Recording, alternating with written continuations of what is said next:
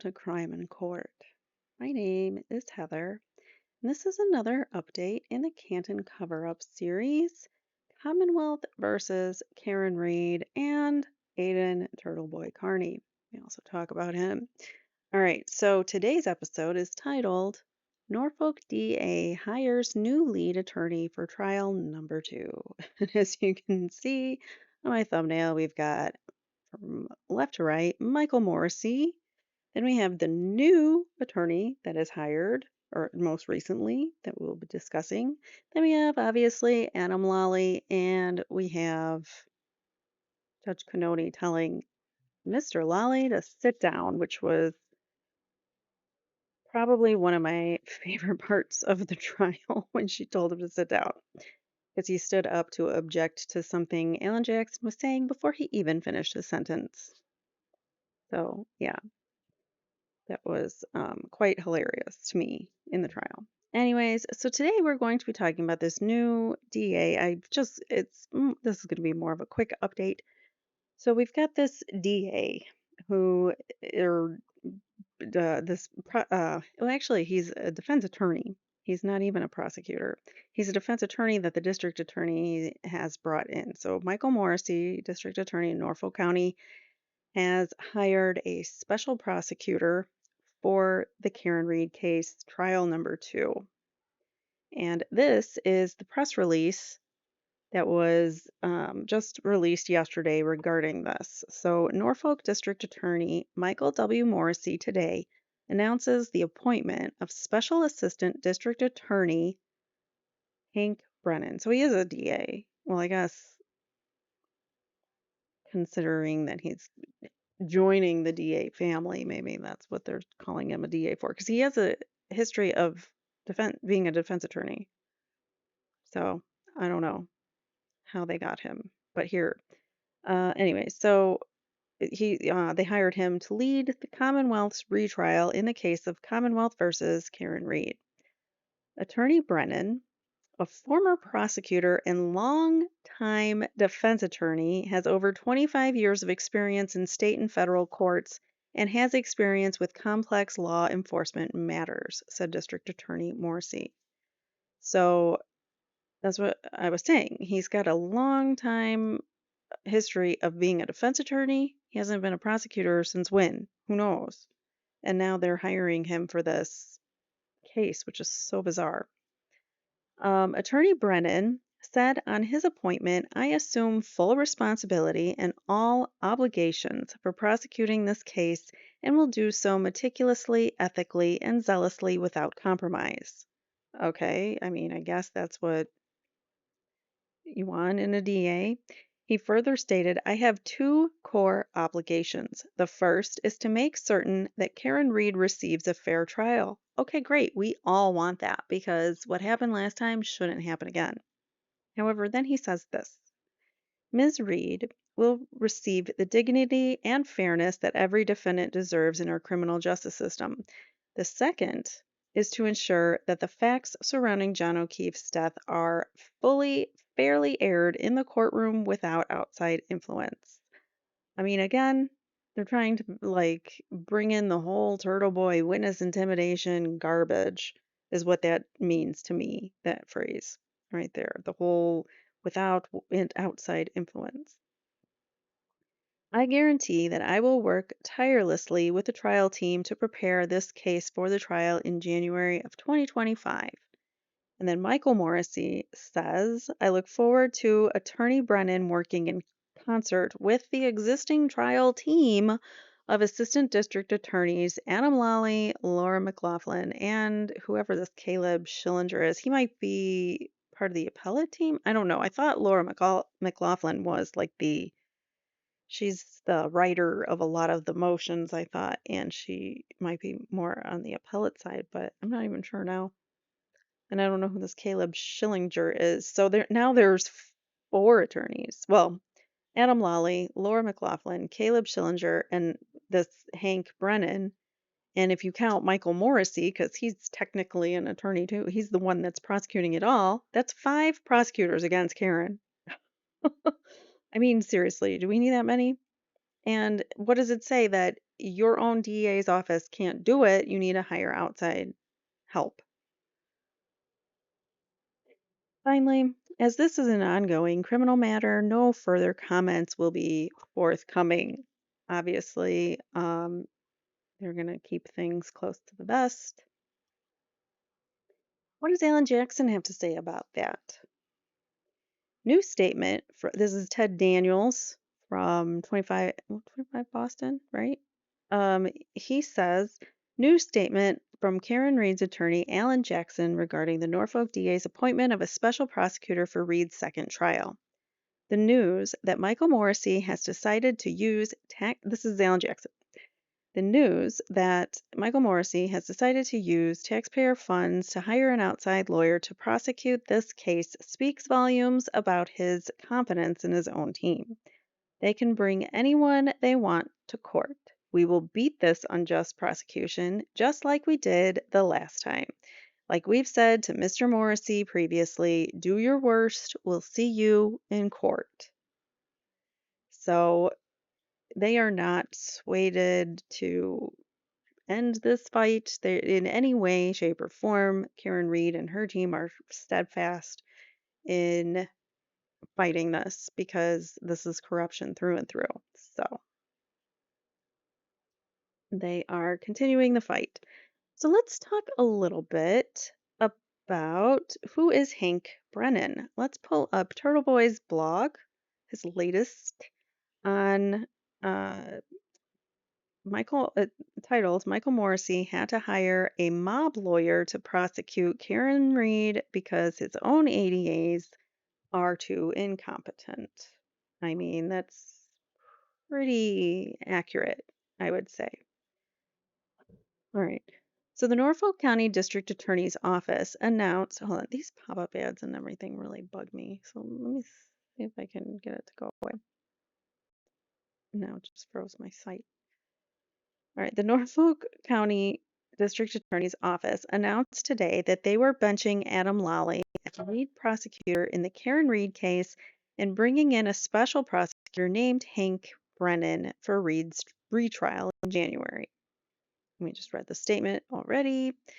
It says, so what does this say about Michael Morrissey's confidence in the people who work for him? He's so convinced that there are 0 people in his office capable of convicting Karen Reed that he's using taxpayer dollars, not just taxpayer dollars, but more taxpayer dollars. How much did it cost for the first trial? And now we're dragging it on to a second trial and bringing on more salaries on top of it. So, yeah. And so they're bringing in, so this guy's like private counsel? Yeah, it says, what does it say about the team that he's using taxpayer dollars to bring in a private counsel to handle the case instead? So I don't know um, how easily they can be this person. How easily can he be corrupted by Michael Morrissey's office? I don't know. That's yet to be seen. He's going to have to look through and review all of the files, all of the evidence, everything, before he decides whether he's going to proceed in prosecuting this case or not. If he's being ethical. If. That's a big if, because anything coming from the Commonwealth, I don't think is ethical. So he might just be a hired hand and he doesn't care if Karen's innocent or guilty or not. He's just going to get a job done. Perhaps. I don't know. I'm just saying. I don't know if it is one way or another. So, what does it say? Okay, I read that. Adam Lally has to keep showing up to court like he's Zach Wilson, holding a clipboard and remaining silent as he goes home to his cheese sandwich and room temperature milk. How can he get up? I don't know who Zach Wilson is. Anybody? How can he get up every day and look himself in the mirror? How is he not embarrassed and humiliated that his boss has 0 confidence in him to get the job done? He is the most pathetic, shameless loser in the entire sordid affair. I just think that's funny. I mean, he was definitely inept at what he was doing, or either very, very, very negligent or very, very, very corrupt. Either way, maybe both. And why does the DA's office need a special prosecutor at all? What is the justification for this? A special prosecutor gets appointed when there's a conflict with a defendant like me. But with Karen Reed, there is no conflict. In my case, the DA's office billed the taxpayers more than 125K and counting to hire not one, not two, but three special prosecutors and a private investigator. So that's just in Turtle Boy's case. And that's not nearly as complex as a homicide case. Ugh. Ay, ay, ay. In Reed's case, screen keeps flickering. In Reed's case, the billable hours will be in the hundreds, like costing the taxpayers well over $1 million as Brennan gets caught up to speed and has to go through another 10-week trial. Alan Jackson issued a press statement echoing the sentence. We read it already. According, Turtle Boy is quoting the um, statement from the DA's office, where it is actually the statement from Brennan saying that he was going to ensure that there was a fair trial for Karen Reed, quote, fully, fairly aired in the courtroom without outside influence. Translation: Turtle Boy. They're going to try their best to prevent Turtle Boy from reporting inside the courtroom and have protesters arrested outside. The last trial was fully and fairly aired in the courtroom without outside influence. The only influence came from the other side when three not guilty jurors were eliminated on the final day and the family member of another juror warned them about my presence inside the courtroom. There were some definite jury shenanigans going on. Let's be clear, no one on the side of actual justice is worried about this at all. They can bring in the greatest prosecutor in the world and it won't make a lick of difference because the evidence and facts are all on Karen Reed's side. There isn't a prosecutor in the world who could ever get a jury of 12 to convict her based on the evidence that they provided at the first trial. My question is, why is Hank Brennan taking this case? Does he need the money that badly?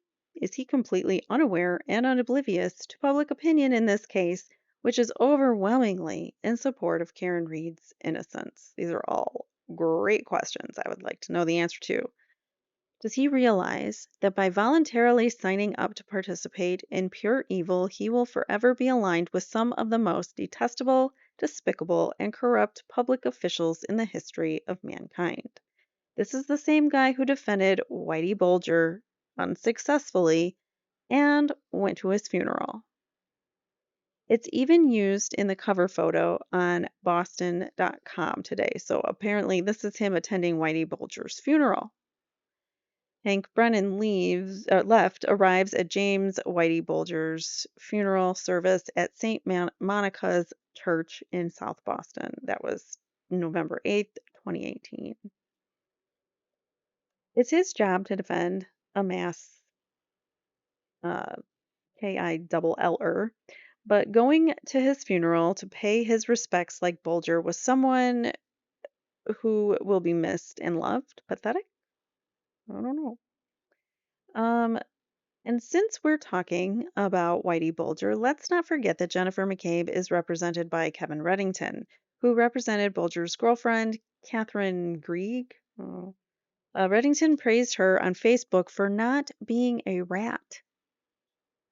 So, okay. Lawyers are cool with people not being a rat. They worry about people telling on the mob, apparently, lawyers do. So congrats to the Norfolk DA's office. Their case against an innocent woman is now being run by mob lawyers. That's how dedicated they are to protecting cop KILLers. Because for the DA's office, this case was never about proving Karen Reed took the life of John O'Keefe. It's been about protecting the people who actually took the life of John O'Keefe. And who better equipped to do that than high-priced defense attorneys who have defended some of the most notorious scumbags in recent history?